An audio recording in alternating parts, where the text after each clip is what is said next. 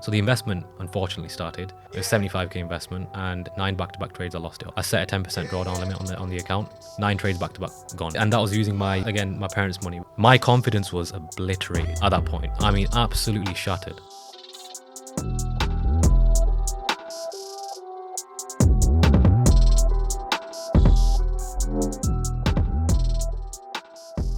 So welcome everyone to another Words of Rizdom podcast. Today I am joined, and it's a great honor as well, to have Ibby from the Falcon community. He's a head coach there. Yep. Right, head coach there.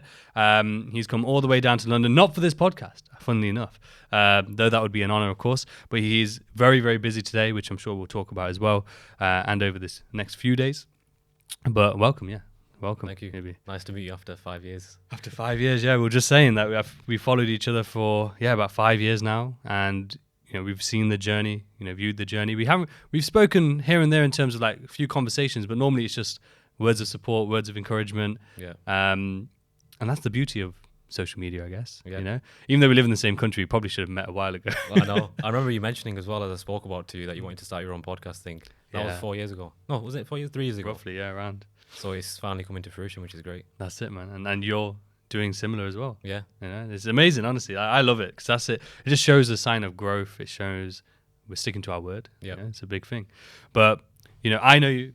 I've followed your journey, and I'm no doubt, because Mark's been on already as well, a lot of people will know you too. Mm-hmm. But I'm sure there's people who don't. And therefore, we always like to start off with a bit about your journey, a bit about yourself, and just tell us a bit about your background, what's led you to where you are now.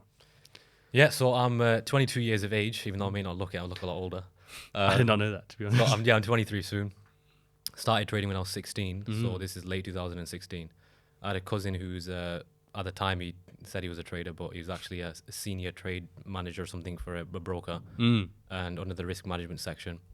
That company got diluted in the end. He's now got a really good position for, I think, Saxo Bank. So nice. He fills all the deals for Saxo Bank traders, which is brilliant. Anyway, I remember I was at a family occasion anyway, ran across him and hadn't seen him in a while. I was getting these DMs from like trading companies. And I never knew what trading was. I just heard about stocks before. And anyway, growing up, I had this mentality that I want to do something different anyway, because I had this sort of logic was like, I'm not going to be able to satisfy my goals, my future on a job. I just can't. I didn't want to live a mediocre life. So I had this seed planted in my head from a young age. But anyway, came across him and I said, well, this weird trading companies and messaged me, what is it? And he was like, oh, I do that. So he said, oh yeah, I made like 3k in a day and something. I can't remember the exact figure. And that just planted a seed in my mind. I remember the next 7 days religiously, day and night, I was looking at what trading was. Didn't have a clue. My maths was not great at all. I failed maths at college. And I just didn't understand it anyway. Another week later, I put £250 into an account and I blow it within a day. But I got hooked because I was like, this is wicked. This is something different. Yeah. From that day onwards, I decided I don't want to pursue college. I was only, again, 16, turning 17 at that time. So I just started college. Anyway, I was kind of just learning on the side. And for the following 2 years, I taught myself. The first college I'd failed deliberately. Not many people know that. But I went into the exam and I just didn't write anything because I'd made my mind up. Got transferred over to another college about 20, 30 minutes away from me. I was the only kid in the class who was a year ahead. Yeah. So my accounting teacher used to bully me all the time, right? She was horrible. She used to say to me, you're never going to get anywhere in life. He used to stand me up in class sometimes if I missed a homework and said that he's an example of an individual you don't want to be like. And people used to laugh at me. So I had that experience. I remember in form, there was a little goal setting workshop where they had a 20-page leaflet. And you have to fill in there 10 goals that you think you can achieve. This is how it's worded. Not that you know you will achieve, right? And I wrote the goals down, and my goals were become a successful trader, invest into assets, and all that kind of stuff, right? And I got laughed at. There's a funny story this is leading to. And I remember I got stood up, and they said, look, this is a joke, right? Why would you want to drop out of college? And a kid called Ted, who funnily enough is going to be a Falcon member soon, ironically had the best sort of plan, which was get a high-paying job, go to uni, save up, start a business, whatever. And it doesn't work that way anymore, as you know, right? So he got praised and clapped. And I remember a week later, it was parents' evening.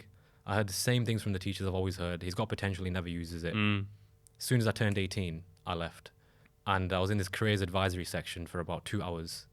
And it was a room full of 65-year-olds who had given up on their life completely, telling me that, you know, this is where you should go in your life. So I ended up bragging it, saying my dad's a millionaire. I'm just joining the company.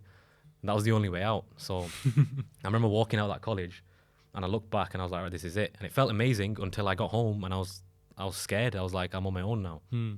So prior to this, again, 2 years, I'd been learning trading, right? A lot of which I don't even remember anymore. Between free periods, all that kind of stuff, just learning about trading. Anyway, I came home that week and I was like, I need to get into a routine. I've never been a routine-driven person at all. And nobody had yet instilled this into me. So I was like, you know what? I need to go see the real world for a minute. I've not seen the real world. I want to see what's out there, how people think. A lot older than me, get myself around people that are older than me. So I went to networking events, like property networking meetings and all that kind of stuff. Got dressed up. There was a story where this is only for doctors, but they've got no like way to prove it. You just have to not lie, essentially, right? If you're a doctor, you go. And I dressed up, and I remember telling everyone I was a doctor until they made me stand up and said, why are you actually here? I said, guys, I'm a college dropout. This is what I do. And it was the most awkward silence on the planet, right? But I learned a lot from that because people after that respected me for it. And they're like, you stood out for yourself. And I started the conversation with a few people. One of them, funnily enough, is a guy I still speak to. And he potentially is going to be an investor at some point soon. But he's a very, very wealthy individual. And he, from that day onwards, he was like, you've got something in you. And he said something to me that day. He goes, you need to get around the right people. And just in your industry, because I don't know about your industry, but just try and find what you can and get around the right people. And I went home that week. Again, same thing. I was spending a lot of time on myself. I lost a lot of friends in the process. I was on my own. Nobody really believed in me. Even parents at a stage didn't. They said, look, we're not for it. Luckily, thankfully, I got parents who did in the end give in and said, look, you finally stuck at something for once in your life. Now stick at it, right? So it's the work ethic that showed it. That's it. Then came across Falcon in April 2018. So when you came across Falcon, how many years had it been? Was that the 2 years, or was it slightly more? 2 years, yeah? November 2016 is when I started. So about just under 2 years. Amazing. And when you did come across Falcon, it was near their inception, right? Or at least when they were picking up, I think. Yeah, around a year after they'd formed. So I think it was February 2017 when Falcon formulated. Yeah. So you know that longevity, you've been there from the start. Was that your first community then? Ever, yeah. Yeah, amazing. You know, you don't get to hear that often. You know, you see a lot of people jump around, you know, sometimes rightly so, because they might have gone to some bad places or places that weren't as of much benefit or didn't resonate with. But, you know, I've always said, I said it to Mark actually when I saw him last. I said that, you know, Ibby has been with you from the start, and you can see the fierce loyalty, you know, not blind loyalty, because there's a difference, you know.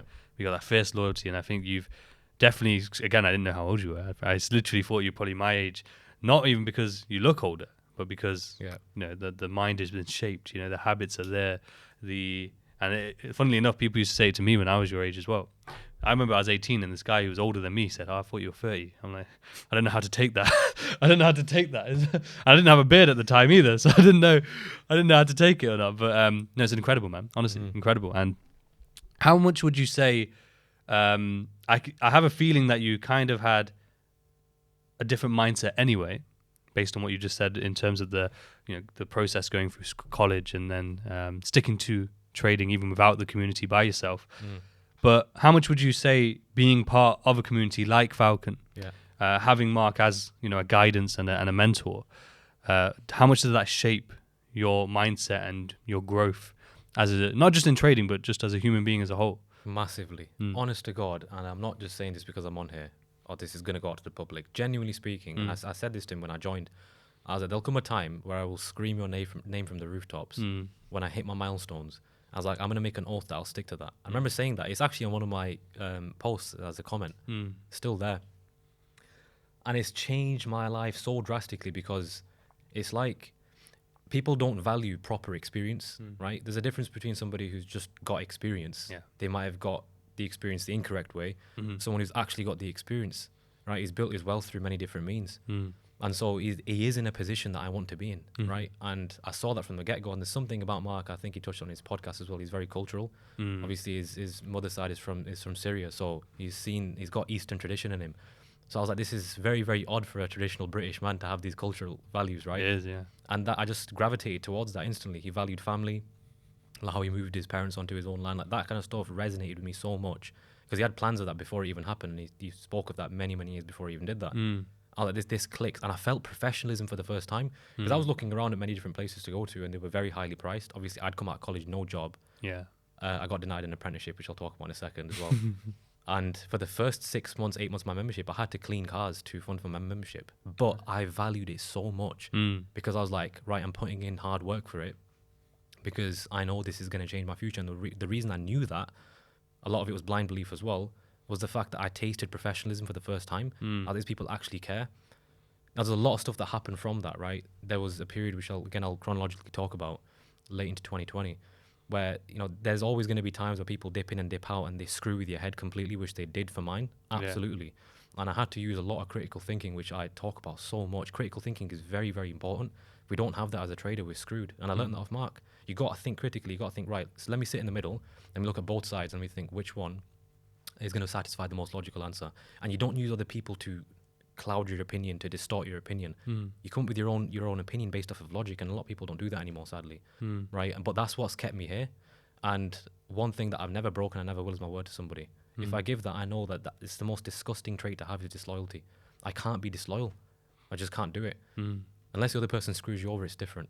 But he's done nothing but good for me, you know. So I've only got good things to say.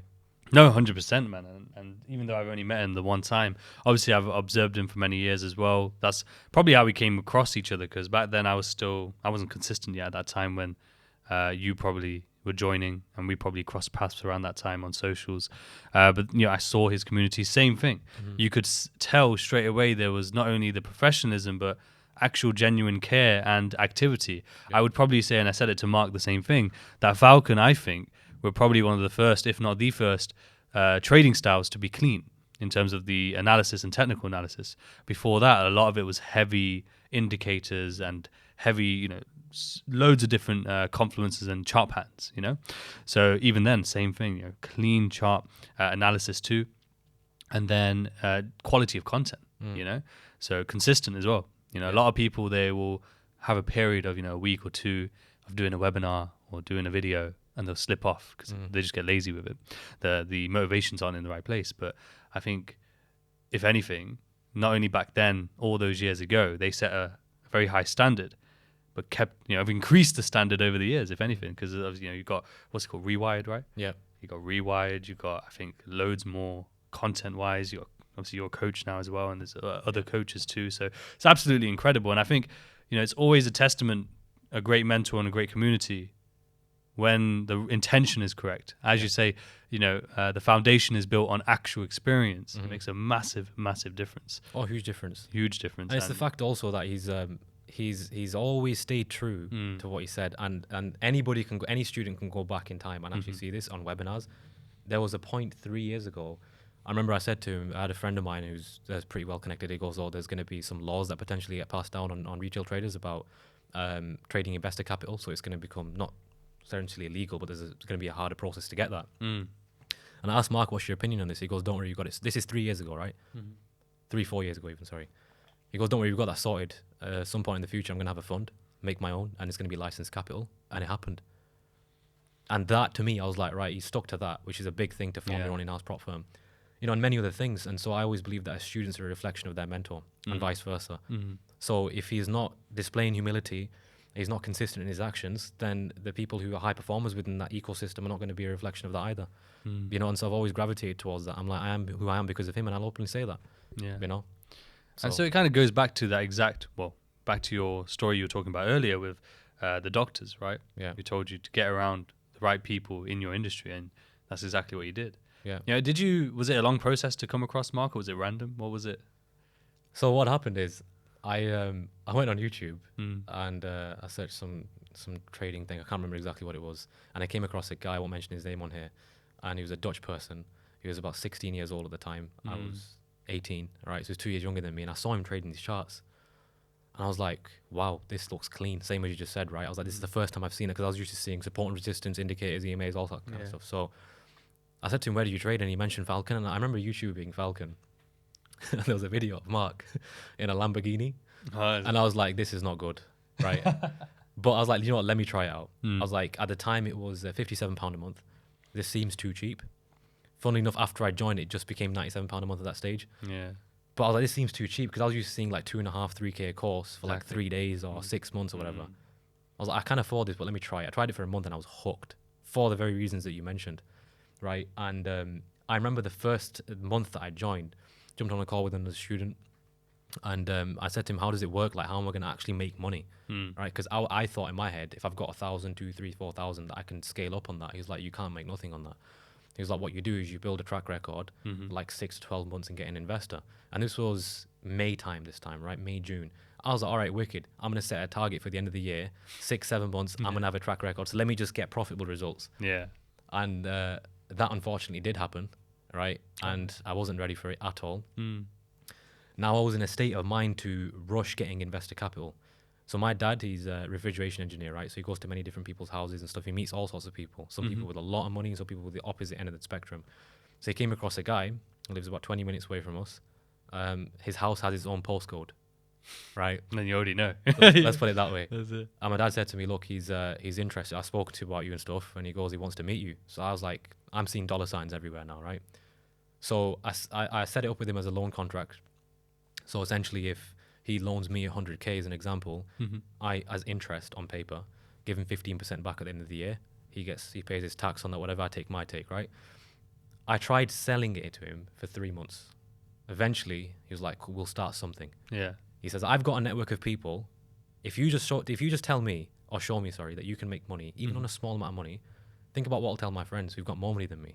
It's like if I tell you, have you tried that restaurant? It's so nice. Yeah. You're like, no, but have you tried it? I'm like, no. So you're never going to believe me. Yeah, exactly. So the investment, unfortunately, started. It was 75K investment, and 9 back-to-back trades, I lost it all. I set a 10% drawdown limit on the account. I said to him, once in contract, when that's done, you have your money back. 9 trades back-to-back, gone. Thankfully, he goes to me, I'll give you 10K out of this as a share. It was nothing to him, right? He was like, I see potential in you, make something of it, and maybe I'll see you at some point in the future. You know what's ironic? He's my investor now. So I'm starting an investment with him soon. But anyway, my confidence was obliterated at that point. I mean, absolutely shattered. So I took the 10K, and this was summer 2019. Now I had a streak of losing months for the first time, because I had consistently profitable months for the first 10, 11 months. I just happened with the sequence of trades to get positive months. They weren't greatly positive, like 1% here, 2%, 10% sometimes. And then I went down my first losing streak of months. I mean, talking 4 or 5 months of just severe drawdown. And that 10K went from to like 9K, 8K, 7K. I was bleeding it. At some point towards the end of 2019, I was like, right, something has to change here. So I switched everything around. I was like, I'm going to formulate a new trading plan, went through all the technical stuff. I couldn't afford coaching calls at the time either. And again, the mindset that I had was, I don't want to use this money to fund for that, which is a silly mindset to have. And shortly after, going into 2020 now, so this is December 2019, there was an initiative that started called Experienced Students, right? Now, what happened on here was Falcon had basically, at the time, the team had designated certain students in the community that were doing well, or that had potential to be part of this program, where they'd give them extra help and all sorts of stuff, and they'd be early on in the funding program. They'd be the first, say, sort of test run for the funding program, right? Which at that time was all the contracts, everything was starting for the prop firm to build. It took about a year after that. Now, December, I had to give all that money away for personal reasons, family-related stuff, and I'm left with nothing now, right? So people call it today imposter syndrome. I'd never heard of this, but I was having that. Basically, I was like, I shouldn't be in this position, but surely they've got sense to have picked me, and they see something in me that maybe I don't. So let me just go with that. Right, same way that a cornerman sees something in the fighter in the ring, that the fighter never sees. So I carried on with it, and there was about 18 of us. This is going into January now. They formed a group. We'd have calls every now and then. Sometimes Mark's on it, sometimes the coach is on it, and then the rest of the experienced students. And I seen all their goals right at the time, and I was like, that scared me. I was like, they're aiming for 100K soon. I've got nothing. So I was comparing. I wasn't even profitable at this point. So the odds were not in my favor, put it that way. Anyway, bit by bit, this is after the Christmas event now had occurred. Some of them got awards and everything, and a week later, one of them's gone after getting given an award, and telling Mark that Falcon's changed his life and everything, and then a week later, it's complete polar opposite. That stunted me a little bit. I was like, wait, is there something going wrong here that I'm not seeing? I'm not even joking, Riz. Fly by fly, person by person, they just dropped off. And there was a call that happened when there was about 6 of us left, and again, I won't mention the names, but they'll know who they are. They were talking about, I've had to give my money away as well, and this happened and all. And it was the whole misery loves company kind of idea, right? I remember coming to that call and I said, I'm sorry, I'm out of here. I don't want to be here. This is too negative for me. Just bouncing off each other's energy, and I'm gonna go my own way. Yeah. I didn't like that, so I went my own way, and then I saw all 6 of them bit by bit are going now. At that point, a coach left as well. I'm like, what's going on here? Now, anyone who, again, which they all did anyway, would think, well, there's something dodgy happening here. I'm off, without giving it thought. I thought, okay, let me use my logic for a minute. Same thing. Does the system work? Yes, it does. I tested it. I was like, this works, right? Why am I not working then? So why is it that when I test, I can trade brilliantly, but when I'm live trading, I can't trade brilliantly? What's the gap between that? Disconnect, yeah. So that question mark was what I went after in terms of pursuit. So everything since then has been, what is that question mark between testing performance and live performance? How can I actually merge the two together? And that is what kept me here. And I was like, you know what? I'm going to stick at this. I've made an oath to myself. I'm not going to abandon my values for this. I'm going to go for it. And then profitability started to seep in because I gave it thought, right? It started to seep in. Now going into 2020, I started a funded account in February time. Just heard of them. Never knew what they were. I blew 8 accounts over the course of 12 months. Again and again, it's deep into debt now. And that was using my, again, my parents' money, which I am sorry, right? But at the time, it was the most humiliating, most embarrassing thing for me because I'd sold them on this thing. I've left college for this, and it'd been not long. It'd been like 2 and a bit years, but they thought I'd see something from trading. I hadn't seen a penny from trading yet. Still going at it. So I lost all these accounts, and every single time I was getting better and better and better at it. And that's the thing that people need to understand is that there's a false perception around failure, and school and the system, which is so corrupt, right, from top down. If you want to become wealthy, that is. If you want to have a blue collar profession, it's great. But to become wealthy, it's a total scam top down. It punishes failure. It punishes mistakes. So if you look at young children going into the adolescent world now, their perception on the world is changed and molded, which I think is pretty sinister because they're molding a new generation of thinkers through the way that they construct the school system. Now, if you think about it this way, they're not teaching you how to think, they're teaching you what to think, which is a big, big difference. Yeah. And I'm glad I acknowledged that at a young age. And now I can see this more clearly. I'm like, there's a sheep mentality like that in trading as well. People are not, they don't know how to think. They're just listening to what to think, and that's it. They're not just thinking. consumers always. Consumers, exactly, not producers. And so I set on my journey then. And every single time I'd failed, felt horrible, but I was like, you know what? Obviously, this is a lesson. If I'm repeating the same mistake again and again, the universe will keep giving you the same circumstance in a harder format each single time. So I'd learned more things, and I found over time, I was like, my plan is brilliant. All I have to do, because it's a 3-way system, I can simplify trading as the most complex sport right in this second, easily. It's a 3-way system. Find an edge, find a plan, a black and white plan that can materialize that edge, and then build a trader psychology that can materialize the plan, and vice versa the edge. That's trading done. Now, in today's day and age, people are what? Drowning in knowledge and starving of wisdom, right? That is traders today. They've got so much knowledge, but they can't use faculties in their brain to think, right, how can I decipher between where I should go and where I shouldn't go, which is so easy nowadays, isn't it? Right? Well, what's happened is they've just been a collector, and they've just collected all this information over years from all these different people as well. Because that's another issue is that, the beauty of what you did is you stayed in the same place. So all the information you are collecting is from the same source, right, with the same methodology, the same mindset, while you have others who will jump to 5, 6 different places, different people, different experiences, some positive, some negative. And they've got all this information, and then they try to apply everything. A lot of the time they don't apply, right? I've seen so many people where they're like, oh, my results are great. And then I even ask them, like, is this, they'll have a spreadsheet, for example. And I'll say, have you taken this on demo account at least? You've actually, plot in the lot size, etc. At least it's simulated in that way. No, I've just been paper trading. And it's like, obviously demo and live, completely 2 different things, especially with the psychology. But even just paper trading and demo has a separation, and they just create this false image, or false sense of confidence that shouldn't be there, And but that's, sorry to interrupt there, that's the way I like to look at it, right? Because if you imagine a pair of glasses as an example, right? Let's say you've got a pair of glasses, I've got a pair of glasses. Let's say yours a red tint, mine a blue tint, right? Now, how I like to say it is, when everyone starts trading, those glasses have loads of fingerprints on them, so they can't see through them clearly, right? Over time, if they continue to wear the same glasses, hypothetically in this scenario, the fingerprints will disappear month by month, right? Eventually they'll have a clear lens. If you have those pair of glasses and 6 months later you pick up a new pair of glasses, you're gonna have to restart that all over again. Your lens changes. Yeah. So the perception on the market and how you view the market changes. How I trade this system now, 5 years into trading it, is so much different to how I traded it a year in, 2 years in, even 3 years in. But that's because I've stuck at it and I've had a one-dimensional approach, which a lot of traders think is wrong.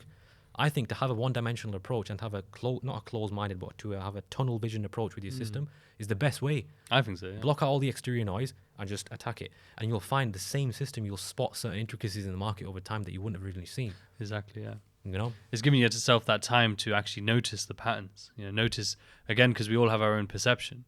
The only way to start to really refine that perception beyond, obviously, what's been taught is to spend the time to do so, to build that level of experience. And as you say, you've essentially, on paper, in one way, you're trading the same system.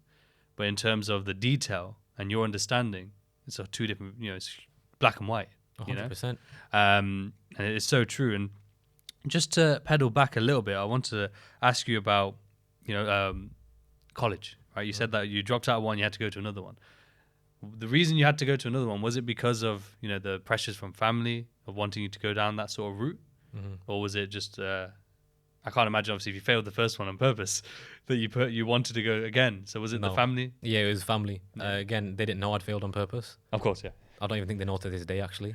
So you're like me, you are. You're like me.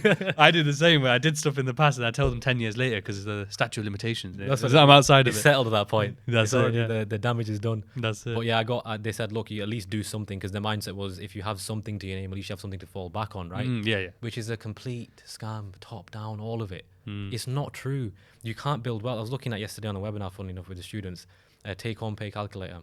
If you're earning 80k a year in the UK, your take-home pay is 54k. So like 6k goes to national insurance, rest on tax. So that's 4,500 something a month, right? You guys can work it out. And that's just tax, let alone necessities now to survive. You're probably left with about 2,800, 3,000 a month, depending on where you live geographically as well. What I say to people, if you're in uni, or you're going to uni, for example, a 17, 18-year-old, and you genuinely don't want to go, it's a white lie.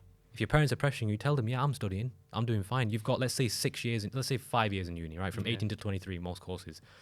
One, you're going to be in so much debt, first of all.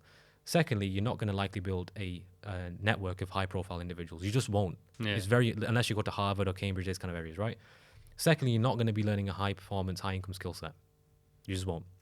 That's going to be paying you for a long period of time. So the odds are not in your favor. If anything, you're going to be in a worse position. Instead, get a part-time job, stack money in that time. You'll have more money than the debt you would have accumulated initially. Yeah, exactly. And secondly, you can end up with, say, if you're earning like £1,200 a month working a part-time job, and let's say you save 700 out of that, right? And there's ways you can do that. Over that 5-year period, you probably save like 50 grand, which is not all the money in the world, but it's better than being 50k in debt. Yeah, the opposite side. So secondly, in those 5 years, you can develop a high-income skill set. And by the end of it, when your friends are graduating, now starting off on, say, 2k a year, 2k a month, sorry, that's a decent starting wage for most courses. They'll be earning, until they're about 30 years old, they'll be earning about 35k a year. They are starting in 40, 45 when they go into their 30s and so on and so forth, and a lot of that goes to tax again. So it's like you can literally be a millionaire before 30 while they're still earning 35k a year. And that's how much of a scam the system is. I don't know many people, and I've met so many of them after I left college, these networking events, that once said to me that they don't regret going to uni. Every single one of them said, I regret it. I had this freedom of illusion that I was now free. But that was like a trance that they were trapped in for 3 to 5 years, and they came to the real world, and it's totally different out there now. Yeah, it kind of delays the inevitable, because obviously with all these loans and everything, there's no sense of responsibility. Yes, a lot of uni students, I say a lot, some uni students get jobs, right? Some uni students aren't eligible for certain loans and stuff like that, so that therefore they are maybe in a slightly harder situation. Normally they're not eligible because they have the parents backing, right? So therefore maybe they still won't work.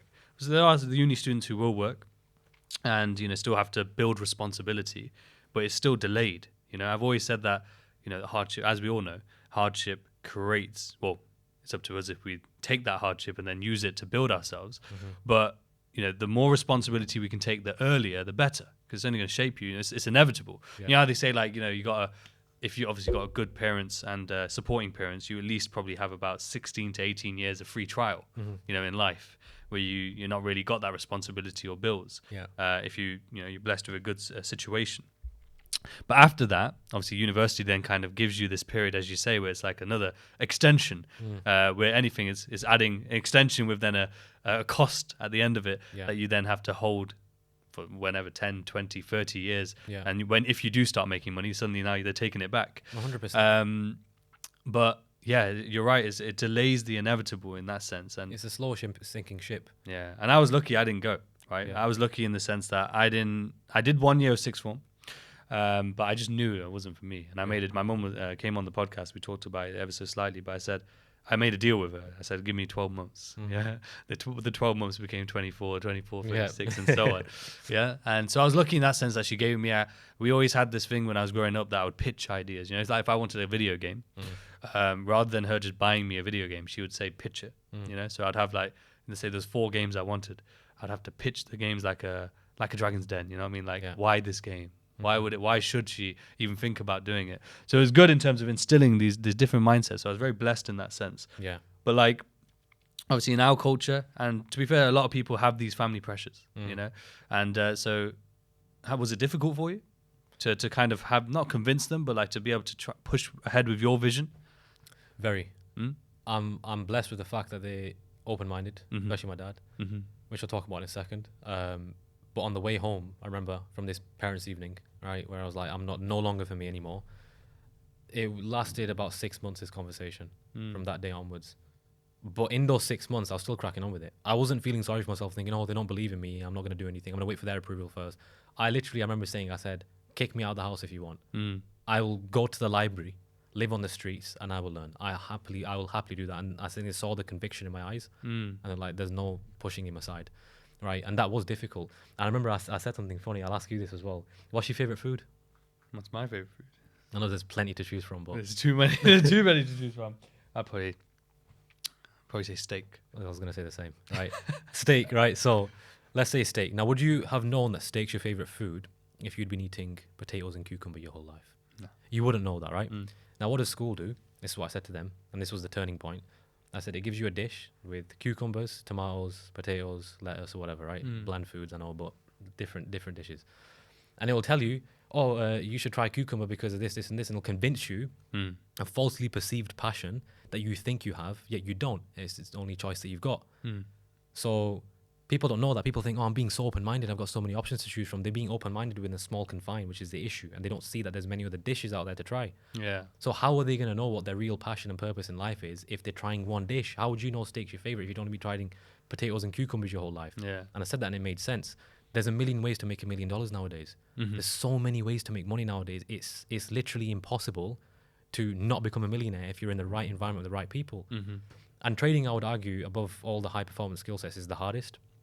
Because to a degree, it requires mastery of yourself, which I know other skill sets do, but it's more prolonged with other skill sets, right? Yeah. They're more technical based. This is more a balance of emotional intelligence Many and things, yeah. mathematics. Because intelligence is not just one thing. There's multiple different categories. School only tests you on academic intelligence, but there's creative intelligence, there's mathematical intelligence, problem-solving intelligence, artistic intelligence. There's so many different types of intelligence, and school has fooled people into thinking that there's one form of intelligence, which is silly. From top down. So next year, I know we're stemming off topic a bit, but next year, a big goal of mine, all across the UK, go to unis. I'm not going to say I'm going to give a speech on why uni's a scam, because I will never get let in, but go across the UK and help plant a seed in students' minds, because it's the younger generation between the ages of 17, 18 onwards that are going to shape the society of the future. And if they're being corrupted with the way of thinking in school, I mean, the subjects that they're teaching now, as you know, right, it's just morally incorrect. Yeah. It's not putting people in a position to win at life. Yeah. And it's a sad world we live in, but this is where we want to, everything, like the infrastructure that we're building here at Falcon is to change that. Yeah. We've seen so many people come in. We had a student, I won't mention his name, recently his partner left him of 5 years to pursue other options, right? And we had to put a fire up his ass because we were like, look, you're here for a particular reason. Don't know what the exact story was, but people like that, honestly, in today's day and age, they take their life over stuff like that. It does, yeah. And it Happens happens. a lot. And so when they're around good people, that's the kind of charity I like to say that you're doing as a mentor or a coach to somebody. No, 100%. Like, you know, that brotherhood that you build, and I think it was the same word that I used when I was speaking with Mark as well. It's like you built a family. You know, you built it's genuine care. It goes beyond trading in terms of we're only here to talk about trading. We're only here to try and get you results in trading. It goes way beyond that, because I think the correct places, and there's not many of them, but they focus on creating successful people. Yeah. Right. Successful minds, which then can be applied. Of course, channel it to trading. That's the focus, but can also be channeled into anything. So therefore, if they go and apply themselves into real estate, go and apply themselves into a conventional business, even their minds get shaped. And as you said, in terms of trading, like in terms of the skill set, it's probably one of the hardest, if not the hardest one out of all of them, because it requires that self mastery.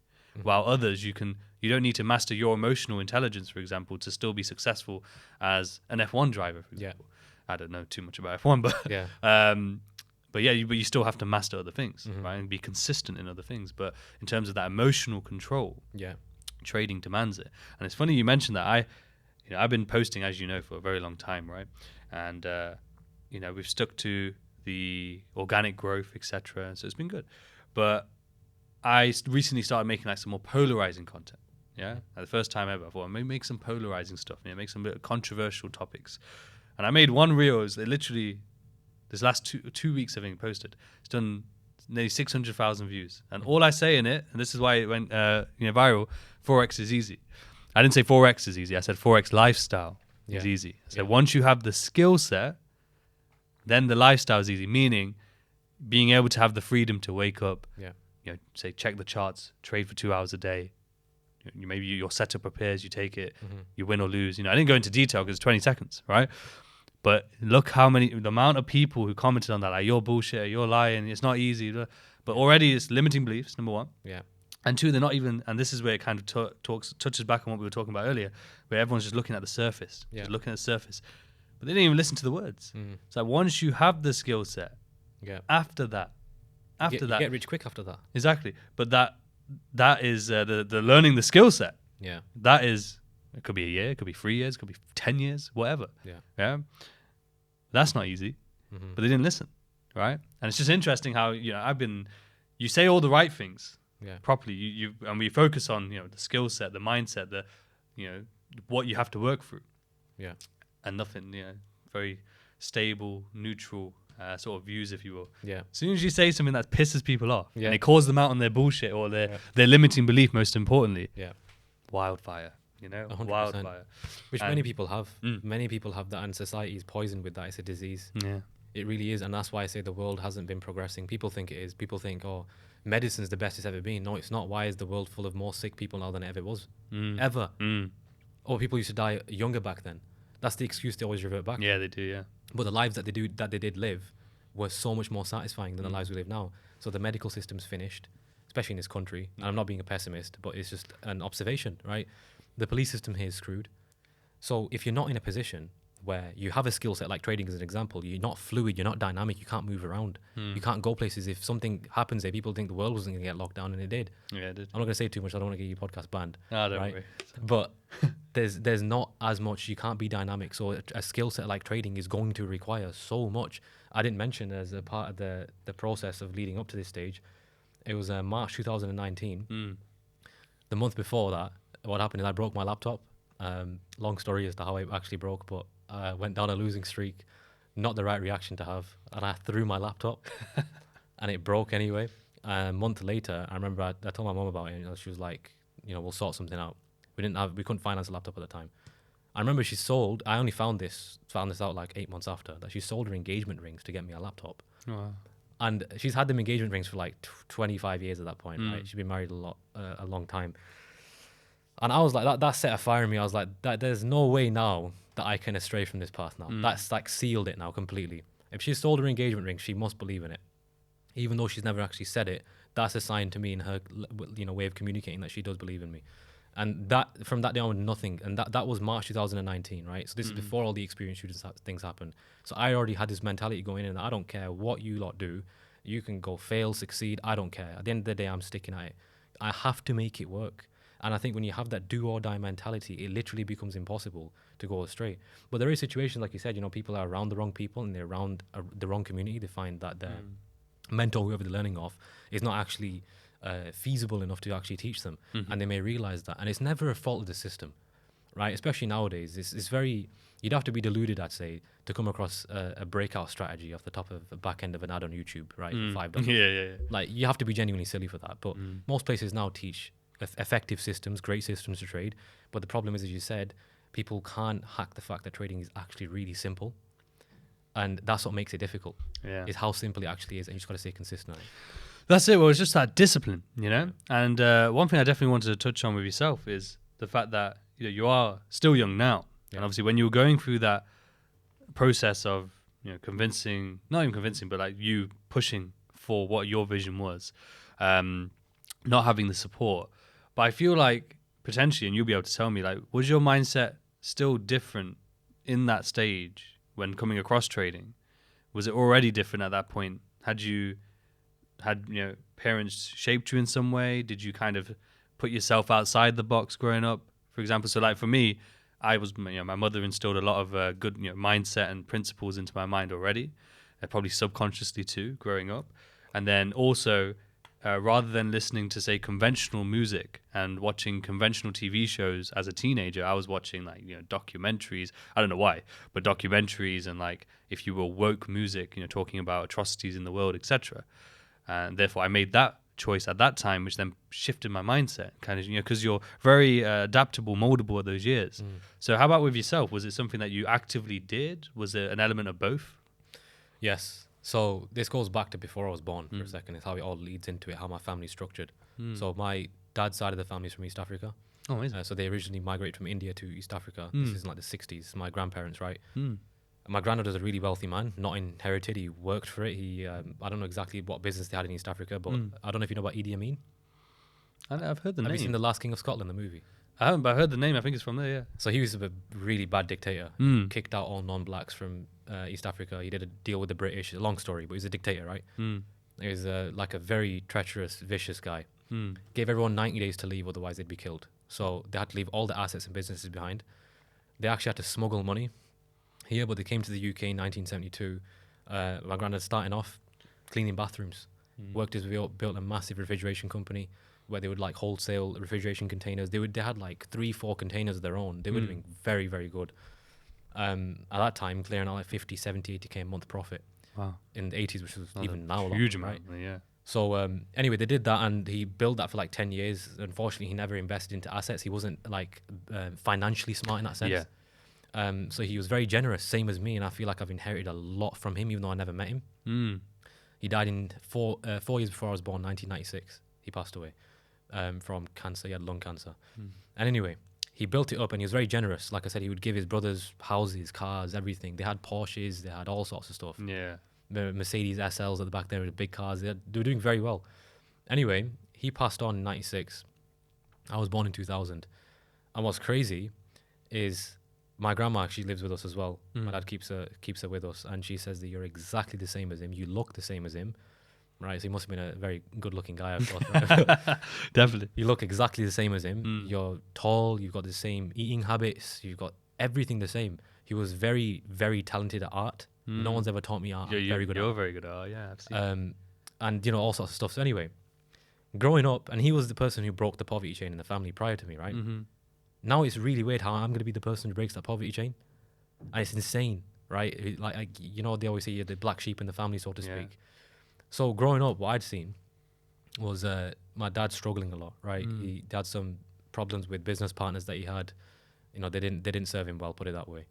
2008, 2009, they left him completely bankrupt. It was a really, really difficult situation. And I saw that growing up. And his brother, who is very, very high up in property, estate agencies and stuff. Again, obviously it's personal stuff, but I'll dive into a little bit of it. He's built his way up. He's not been lucky in terms of money, and he's a very wealthy person. He's never actually helped.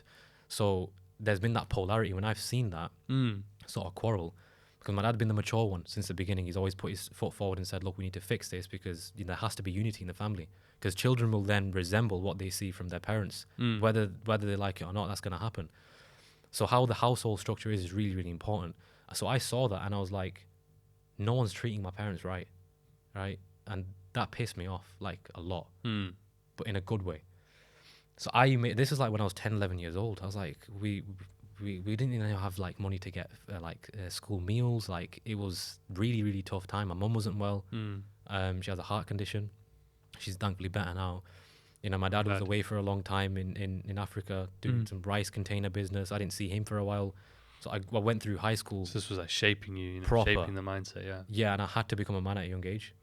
Well, you can tell. Even now. Well, thank you. So by the time I hit 15, 16, my mind had matured enough to the stage to become conscious enough to understand, right, there's got to be a different route I've got to take now. Before that, I was a bit lazy. I didn't know how to do things. I just kind of went on with life. From here, we can understand why your parents would have their reservations over something like trading. Yeah. You know, you can imagine now, you know, having gone through that, they would probably prefer, hey, this is the natural route, you know, the one that will guarantee success because it will guarantee a job and stability and so on. So it makes sense. And, you know, it took you to then step up, take action to go, you know, fulfill your vision, you know. And, you know, it's very interesting, you know, the cliche stuff, the cliche stories, the cliche motivational posts, motivational videos, the books. Yeah. We say they're cliche. People try and say they're cheesy or they don't, but they're true every single time, right? It's the same lessons. There's a reason why, if we go back centuries, the same lessons repeat themselves over different cultures, different you know, times and like people even, right? And there's no sort of, you know, religion or country or gender, you know, man or woman. It's the same principles, and Universal. there's a reason for it, right? Universal, exactly. And you know, it's a testament to obviously your story there, every element of it. So even if we talk about, for example, you having to put yourself out there, you know, to trust that vision, right? And same with Falcon, right? Well, before Falcon, you put yourself in the position, right? You took the action to put yourself in the position to get around successful people in the networking events. Yeah. So you've always had the vision, and you backed it by action consistently, even through the tough times. So when you then came to Falcon, right? So finding the niche in your industry, you then, you know, you saw on face value something that you said was potentially, you know, Lamborghini. You know, this doesn't look right. It's too cheap, etc. But you still said, okay, perseverance. Let me give it a try. Yeah.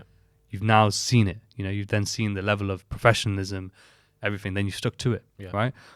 You've then done the work to build that track record you mentioned, which reverts back to a lesson I like to take from The Alchemist, beginner's luck, right? So you essentially, that was your period of beginner's luck where it gave you positive results. Yeah. And then it severely tested you in the gutter and in hell for the next period of time for you to prove yourself if you're worthy of that actual success, which everything then goes full circle, as you mentioned about your story, with the wealthy individual who invested in you, said, come back later, which, as you said, is coming back later, right? But it's all possible for you to get to where you are now because of your perseverance, your consistency, right? And most importantly, you deciding that you're going to stick to that. Yeah. I feel a lot of people, and I've met a lot of people, as you know, same as you. So same situation. The beauty of what this is that we've followed each other for so long. Yeah. We've seen each other grow into who we are. Yeah. But though different, you know, communities and all that sort of thing, in terms of, you know, you come across hundreds, if not thousands of students worldwide. I've done the same. And I've seen very regular traits. And that is, a lot of people have zero conviction, right? They say the words. They even will have some form of a vision, not very clear, but it's just really they're just saying the words. You know, they want the title of it's not even that they want to be a trader. A lot of the time they just want money. Yeah. Right? But they're just not, they have no idea. They have no conviction. A lot of them they have struggles maybe in life, but not a deep rooted why, as you mentioned. Point. Exactly. That's a very important point because I was speaking about this on the webinar yesterday as well, right? And anybody listening to this can ask themselves this. The first thing that people always say, and I can predict this now, when I say, why are you trading? Financial freedom, time freedom. That is it. I'm like, all right, you get to that situation now. You've got financial freedom, you've got time freedom, yeah? What are you going to do now? Let's say you wake up tomorrow, you've got $1 million personal trading capital, and you've got all the time in the world, you've got no responsibilities. What are you going to do? I don't know. But why don't you think about that? Yeah. Right? Because I don't believe, look, every blade of grass on the earth, every insect, every star in the universe has a purpose. Like, the higher power would not put you here if you had no purpose, otherwise you'd be dead. You know, people die when their purpose is fulfilled, is what I believe, right? So that's why death isn't necessarily a negative thing. It always serves some purpose in a higher degree that we can't comprehend. Problem with humans is they try to comprehend everything. We don't have a full comprehensive ability, which is the issue, and people bring that into trading. But again, my point being is that every individual has a purpose. It's impossible you don't if your heart's still beating and you're watching this, right? So Your purpose isn't to sit around and think, oh, I've got $1 million now. I'm just going to eat ice cream all day long and just, live the rest of my life retired. People die young when they retire as well, by the way. They do, yeah. There's actually a stat with that. So they age, don't they? You they see age people quickly. where they're on it, they're efficient. As soon as they retire, even if they've been doing it for 20 years, 30 years, 10 years, something happens. Their health deteriorates, their physical, you can see their energy's gone, and their physicality changes completely. Because they don't see anything past next week, next month anymore. Yeah. So what I say to people is really sit down with yourself, and the best way you can actually figure out your purpose, if you haven't already, most people sometimes innately have it. I always felt I had it, which I'll dive into in a second, was traveling. Get out there in the world. And when people see real struggle and they think, because people nowadays think, oh, my internet's not so good, or I've not got an Apple Mac, I've got a HP. This is real stuff. People actually complain about these things. Or, someone drove into the back of my car, now I'm in a little bit of debt. I've got mental health problems now. People have become so soft, it's ridiculous. Yeah. Right? So when people see real struggle out there, they think how hard people have actually got it, right? Like your paradigm completely changes. Fighting molded that into me. I got bullied severely in school, like severely, right? And it was not a nice time. I'm talking from the ages of 9 all the way until 15. And my dad pushed me into Thai boxing. He did it himself for like 25, 30 years. He knew an instructor like local to us. The first day I went to this gym, I was 11 years old. Funnily enough, one of my bullies went to that gym. And when you're that young, the difference between an 11-year-old and a 13-year-old is like massive. Massive, yeah. So I thought, oh my God, he's so big. My instructor knew of the situation. He put me in the ring with him, and I got battered really badly. I didn't come back for 2 weeks, and I got dragged back into the gym again. And I went, and eventually I started to like it. Then I pursued it all the way up until I was like 20. And one thing fighting taught me, which I'd say is one of the biggest lessons out there, is that whatever you look at first sight is not what it is. Not what it is. And what it also taught me is how soft people in the outside world are. Because in a boxing gym, as you know, you've done boxing yourself, right? You see how the mindset is totally different, right? Like, I don't want to send my kids in the future to school. Not in this country anyway, right? With the way that the system's going, I'd rather homeschool them and have a social life. That's what I'm doing, yeah. Yeah, it's the best way. Have to. Because they'll grow up in a different individual. You will not parent your children. Yeah, the trick is they try and scare you. They try to scare you, don't they? Oh, your kid's going to be socially awkward. But it's like... Opposite. Yeah. Well, it's like, one, they would have a free mind. And they're only socially awkward if you just try and keep them at home. Like, who's doing... The whole point of... Yeah, exactly. The whole point is that you're trying to be outside the box. So I'm not going to take them out of the box in school and then throw them in the box in my house and leave them there. You know what I mean? They're going to be out in the world. You know, like you said, travel. So, right, you travel and you broaden your horizon both on the upper scale, right, but also on the lower scale, right? Too often, everyone's so focused on trying to get on that upper scale and trying to experience that they ignore that lower scale. And as you say, it just creates a lack of gratitude, right? An understanding of, hey, how though things may be hard in this country for sure, like people suffer, but even then, in comparison, it's not about trying to compare, oh, this person has it worse, so, but it's understanding that, hey, you are a very lucky individual. You have a smartphone, you have internet, you have a roof over your head, right? You might have some debts, you might have, you might be struggling, you might need more space, etc. But you have those things, right? Which allows you to be ahead, allows you to be time to think, allows you time. Like, a lot of the issue, I think, is that people have all these, you could say luxuries, but they have all the necessities. They even have the income, right? And they're living month to month. They may even have some savings, but it allows them too much time then to just think in here. And as you say, because we're not we're not ready for battle. We don't put ourselves in adversity. And as you say, we're fighting. That's what it does. It puts you into adversity, and you have to, as a fighter, if you're willing to step in the ring, you're putting yourself. You're choosing to embrace adversity. Right, and then to be a good and to have an efficient, say, spar or fight, you have to be able to have clarity of mind, what I call calm in the chaos. Right, so you need to be calm in the face of chaos. Because if you start to panic when someone's trying to throw, whether it's a kick or a knee or a punch, you're going to panic. You're going to freeze up. You're not going to perform. You're screwed. Right, you're screwed, and it is filters to trading. Same thing. The chaos of the market. You have to stay calm, otherwise you're going to do erratic decisions. It goes across all these, everything in life, basically. So, like, you could even talk about, F1 drivers, as we say, like, if they start panicking at those speeds, something's going to happen. Very dangerous. Exactly. And it teaches you when you've got a problem in front of you, you have to deal with it. You can't turn your back on them in the ring. You have to just fight. Whether you get hurt badly or you don't, well, it's the opposite person that gets hurt. Either way, you're going to have to find out. So whenever something comes in trading, a circumstance, a situation that's difficult to deal with, my mind's already cultivated to think I just have to deal with it. Yeah. I'll find out afterwards if it was worth dealing with or not. Mm-hmm. That is it. But if I run away from it, I would have never known in the first place. I've never understood that mindset with people. There's no point running away from problems. Problems are the only literal thing, and we've been brainwashed to think the opposite in school throughout young years, right? I don't know if you've heard of Erik Erikson. I've referenced him a few times. He was an old psychologist. Yeah, I think I've heard it from you. So he talks about psychosocial stages of development, how through different periods of our life we go through different social circumstances that shape us psychologically and that basically shape our personality. And if our personality is healthy, we've achieved certain virtues in life, right? Now, there's things that you go through between the ages of 0 and 18 months, 1 to 3 years. Really and truly, it's between the ages of 5 and 13 is when you actually find that your personality is built. Yeah. And that's molded into you. And that's what I was talking about in my recent YouTube episode, right? How people think, and this is a very, again, controversial thing, but I'll touch on it, that you need to find a system that fits your personality, right? So let me touch on this a little bit. Finding a system that fits your personality. Most people come into trading with a broken personality for trading, right? So they might be a successful business owner. They might have a brilliant mind for business, and they can operate as in action equals outcome. In trading, it's not always the case, right? Where more trades equals more money. So they coming with a fantastic mindset for business. It might be paying them 6 figures a month. But they're not coming into trading with a probabilistic personality, because that's the total opposite of how we're instinctively and primordially wired as human beings from an evolutionary point of view. We're designed to react. That is it. Fight, flight. Yeah. And we can't avoid that reality. Maybe that might change in 100 years. So they come into trading with an incorrect personality for trading. So if they're trying to decipher between what's right for them based on their current personality, they're always going to be led astray. Let's say you're more of an experienced trader now and you think, well, my personality is more swing or scalp or whatever it might be, right?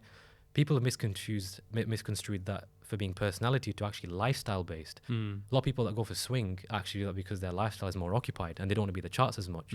Scalp is more like, okay, well, I want to be in the charts more. I like taking more risk. But is that a psychological issue? Is that a personality thing? Is it because they find that they identify themselves as a trader only if they take trades every day? That's an identity issue. This goes back into image, and this is what Mark touches on in Rewired solely. And I've studied a lot of psychological content in the last 3 years, a lot. I've been through all of Randy Howell's work. I've been through all Douglas's work, Steenbarger, who talks about routines. Douglas is more mathematics and probabilities. Randy Howell is more evolutionary psychology, which I resonated with a lot. None of them, funnily enough, actually talk about image. They might reference affirmation here and there and stuff, but they don't talk about image. And why image is so important, going back to fighting for a minute, because it's all links. If I stepped into that ring feeling like shit, and I was like, no matter what my instructors taught me, I just feel like shit. All those techniques are thrown out the window. Yeah. Badminton is another thing, right? I pursued.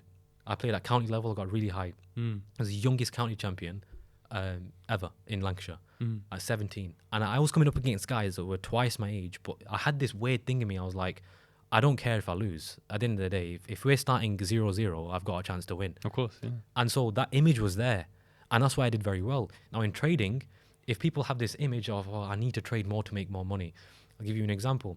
I coach guys, right, that they make very, very high profile decisions in their business, 6-figure decisions, 7-figure decisions at times. And they've not been wrong in 10 years of doing that. Whereas when they come to the market, they hesitate on taking a trade.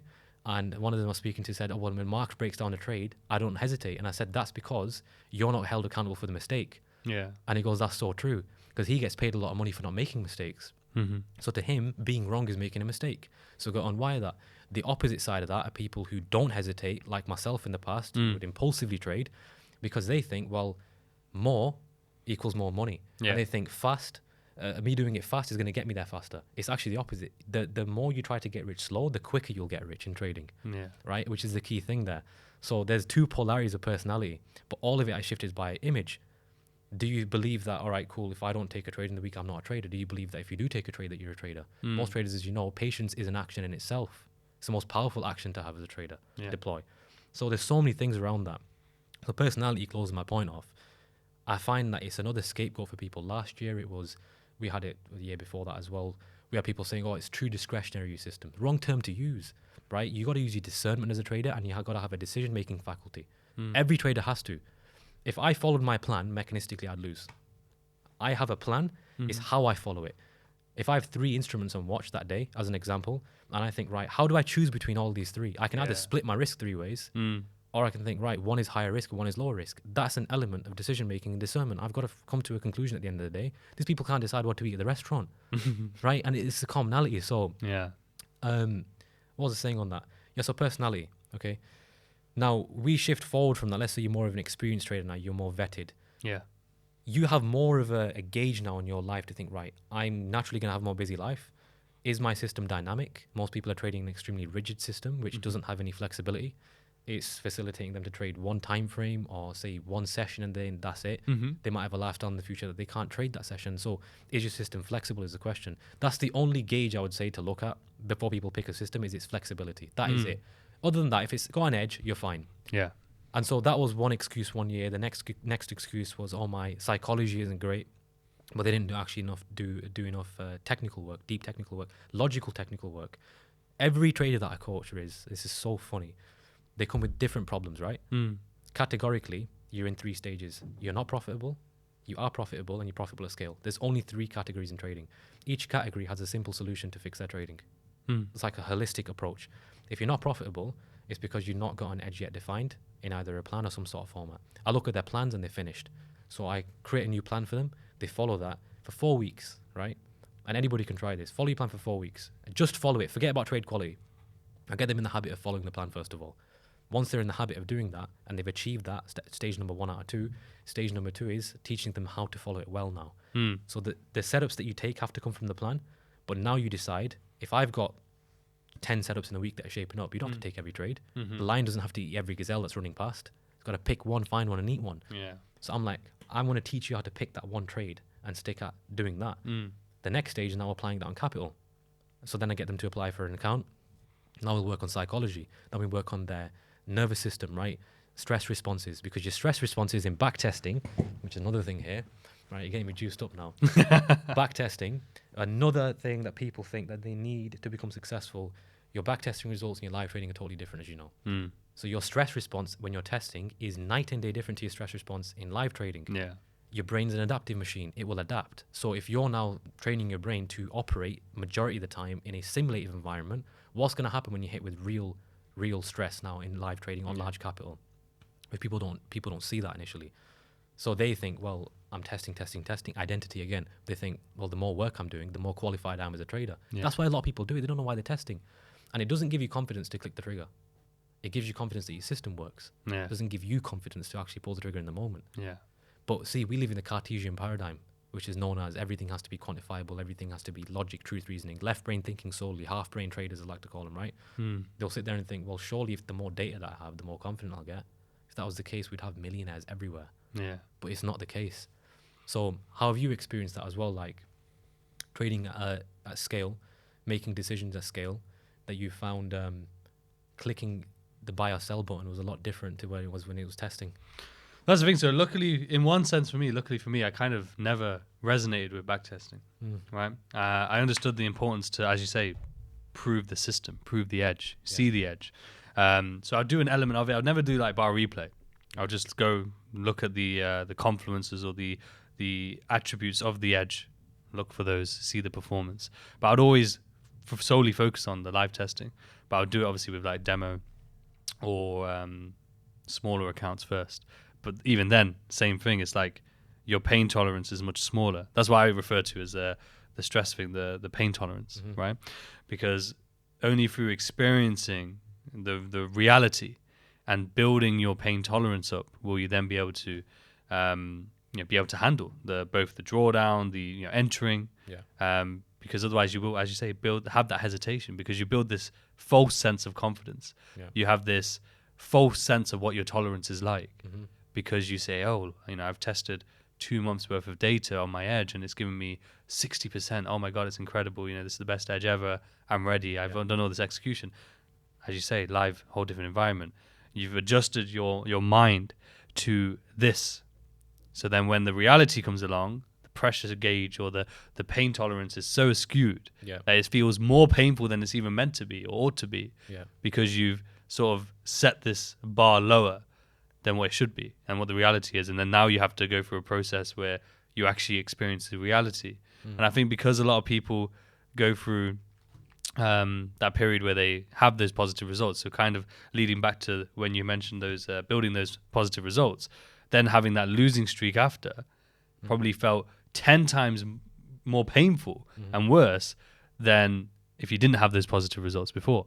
Right? Because now you've built your mindset to a point where you're like, oh, I'm good. I feel good. This is normal. This is fine. Now you have the large capital and you have the losing streak on top of it. Yeah. That pain is so, and then undoing that experience is the hardest bit. I'd do right? it all over again, though. Of course. I would do it That's all the only over way again. to get to where you are now, right? People always ask, would you do anything different? I'm like, never. There's always things that you can look back on and say, yeah, it could be done more efficiently. But everything in life, the dots connect for a very particular reason. Like I said, we can't comprehend it. I just have trust in God's plan. That's it. Yeah. That's all I have faith in. At the end of the day, He can comprehend things that I can't. Whether you're a believer or not, a higher power to some degree, I believe, does exist, right? And that knows a plan that we do not. And so that's the way I always like to put it. That's really funny. So when I started to get profitably in my trading, and I finally in my 9th account this time, right? I'd scaled up on it. So I started on 10K, took it to 320 and onwards, right? Amazing. There was another account that I started at the start of 2020, right? Leading into that. Not start 2020, start 2021. So this is April 2021 now, so 4 months after trading this account. I'd scale this one up to 160 from 10. So 10, 40, 80, 160, right? So it's incremental growth. And I thought, oh, cool, I'll have 2 accounts here. And originally it started as a bit of a joke, as an inside joke, some guys will know. And what happened is, I won't mention the prop firm's name, I forgot to put a stop loss on a trade, which I've never done in 4, 5, 6 years of trading, right? And it was a Eurocard short position. I needed 4% or 5% to pass to the next stage to get to 320 on this account. And I woke up in the morning, checked my trading view, and I was running 6%. I was like, all right, sweet, let me go close the position. Literally, as I'm opening MetaTrader, I get an email saying account termination, and you didn't put a stop loss, and gone. Yeah. Like that, click of a finger. The only reason it annoyed me was because it was a stupid error. Yeah. I didn't even care about losing the account. I don't care. I have to start again on this account. I've already got my own account that I'm trading. It was fine. It was more so my level, the stupidity behind not putting a stop loss on. Yeah. Right. It was fasting month as well. I was completely out of it. But it happens. Like I said, I label it stupidity, but when they were humans, right? And there's a difference between negative self-talk and criticism. I could have easily gone down a road of negative self-talk. I didn't. I was like, at the end of the day, this is testing me in some way, shape, or form. The old me would have done what? All image again, right? Because the new image building. The old me would have done what? Obliterated my trading as a side effect of this, beat myself up over it, made my current trading performance worse, and gone downhill. I was like, good luck, right? This is not happening to me. Yeah. Test me how you want, try me how you want. Nice try, right? It's not happening. And I had to have that level of awareness, otherwise I would have gone downhill. There was many, many times that I had weird circumstances like that are really, really odd, that have tested me in ways I can't even explain. Like the experienced students thing again. People trying to, Ibby, why are you still there, man? Come, like, you got nothing good for you there. Yeah. I'm talking DMs on DMs, conversations on conversations, some of my friends as well at the time, right? And you see coaches leaving, you see all sorts, and your mind starts to fall apart. I didn't want to speak to Mark personally then because I was scared. I was like, well, what's going on? Something must be happening. But yeah, it's interesting though, because it's like, that's something you have to face in life as a whole, let alone in the trading community. The trading space and industry, unfortunately, is rife with opinions, and people trying to convince others of you should think this way or this person's no good or that. And don't get me wrong, there's probably some people we could universally sit there and say they're probably no good. There's probably not good. We don't need to, right? We don't need to have that energy anyway because it's straight away taking away from what the whole purpose we're in this industry in the first place.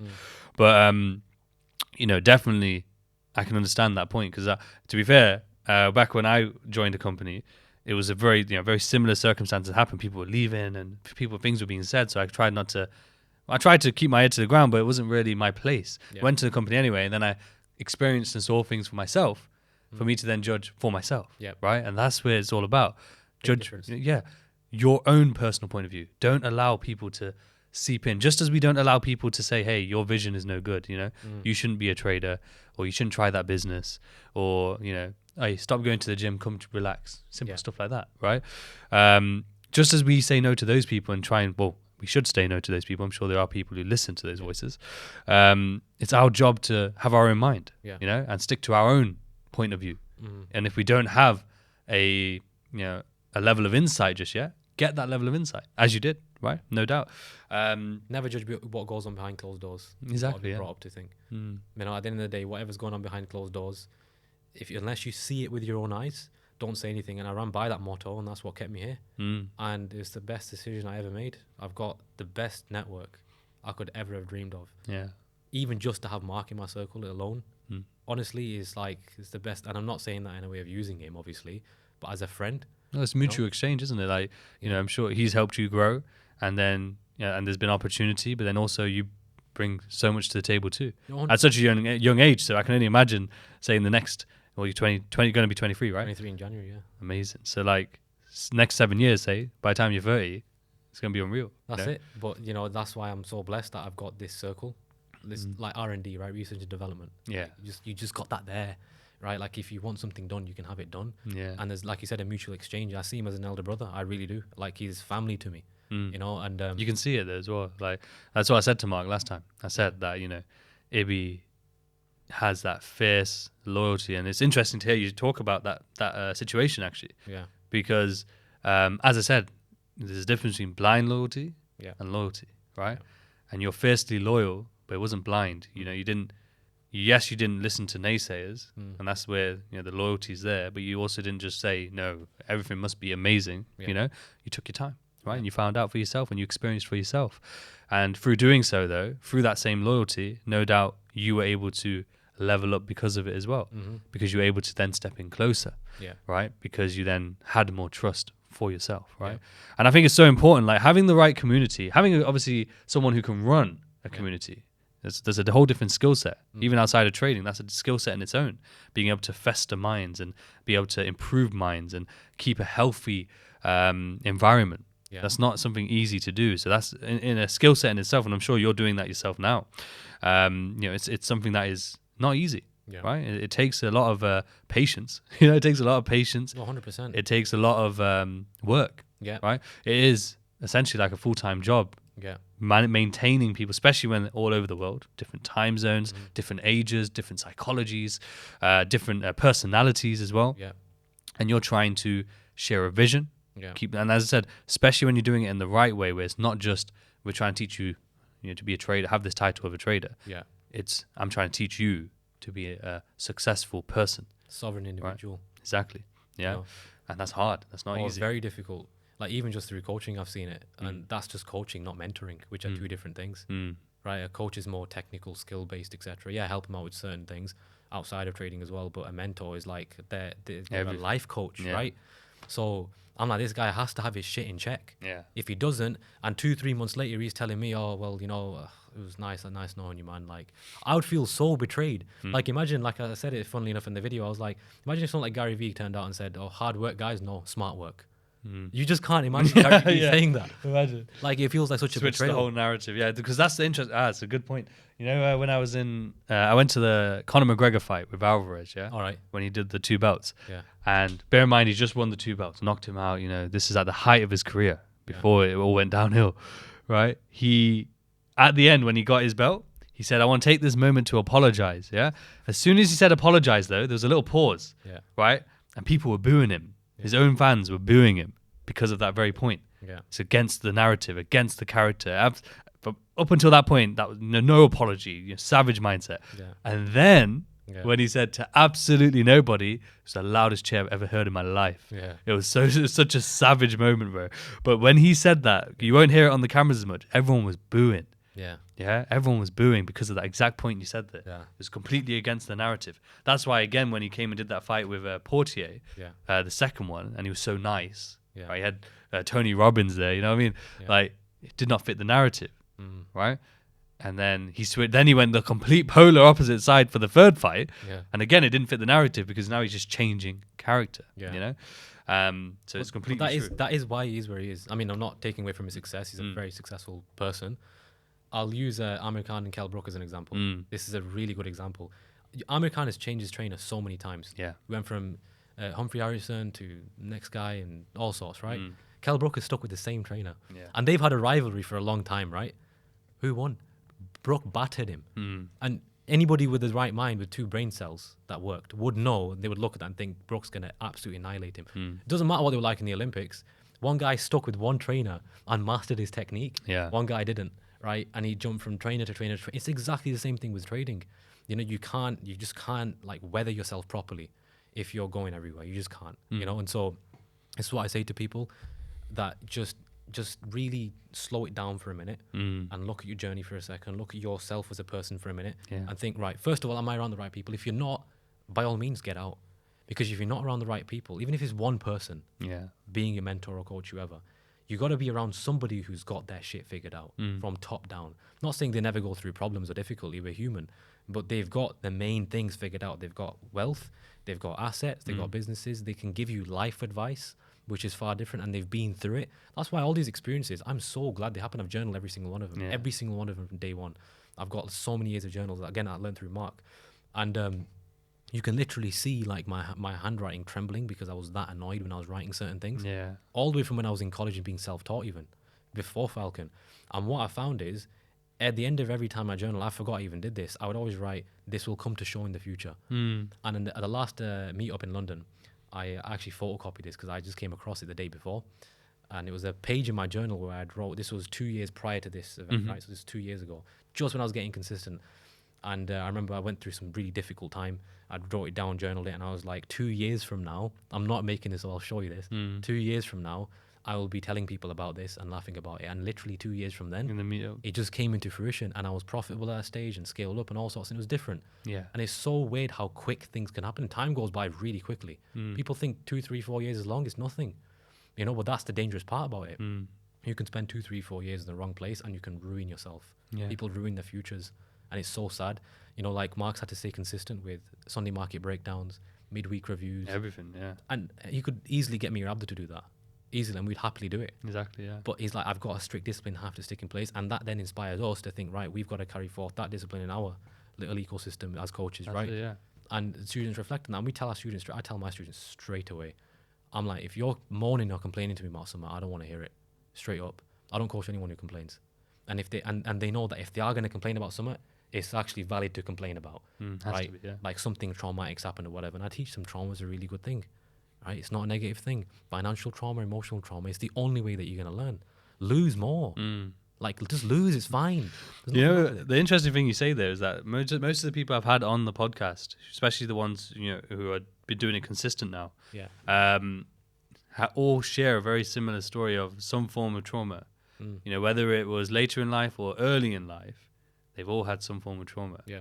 Right. And it's, as you say, you know, it may, in terms of experience, it might not be easy to get through. That's the whole point, though. The whole point is that we face that trauma and use it to shape us. Yeah. Right. So me losing my father when I was younger, Mark having his situation that he talked about on the podcast, you know, the one we've talked about with yourself, you know, every single individual I've had on the podcast so far has something, and it's always different stuff. Like, it's not always monetary. It's not always health. It's not always grief. It's just different, but it's trauma nonetheless. It's pain nonetheless. It's a chance for you to grow. Now, some people can either give in to that trauma and they will grow subconsciously without knowing in some way, but they can either just play victim to it, be the reason why they can't do something, Yeah.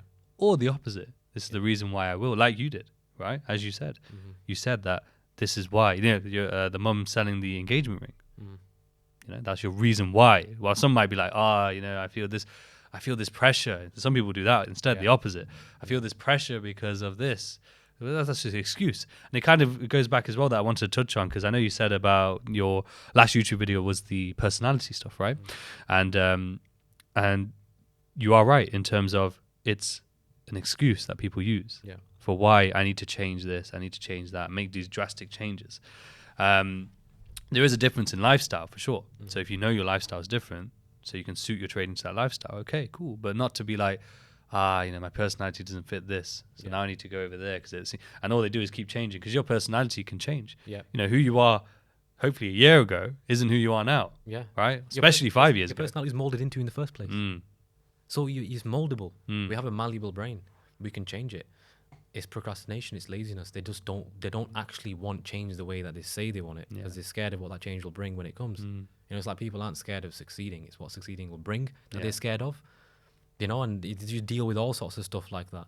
And what these people hit like a massive, like a boulder to their head is the first time they trade substantial capital. It's not losing that's the issue. It's winning. And it's not that they don't like the idea of winning. It's the fact that they can win so highly to such a high degree with these funded accounts. They can scale up so quick. They can't facilitate that in their mind. They can't accommodate for it, because they think, well, oh my God, when I get this, I'm going to do this, I'm going to do that.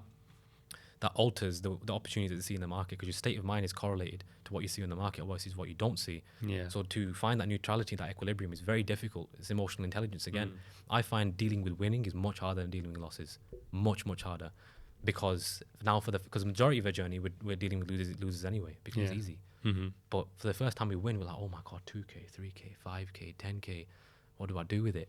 I had all these plans of investing it here, investing it there. I just want to spend it now. Yeah. How do you deal with that? Yeah. It's an identity problem, man. It's And that's where it gets, that's where even if you've done all the work, and then you allow that to seep in, and you let those thoughts come in, what spending, like you said, you're now imagining what you're going to buy. Yeah. And it might even be from a good place in terms of, I'm going to give my mum 10k, or I'm going to give my wife this, or I'm going to pay for my family to do this. So it might even be from a good, not even just personal or selfish reason. It could be for a good motivational reason. But your image in your mind is that now. Yeah. It's not about the disciplined trading. It's not how am I going to achieve that result.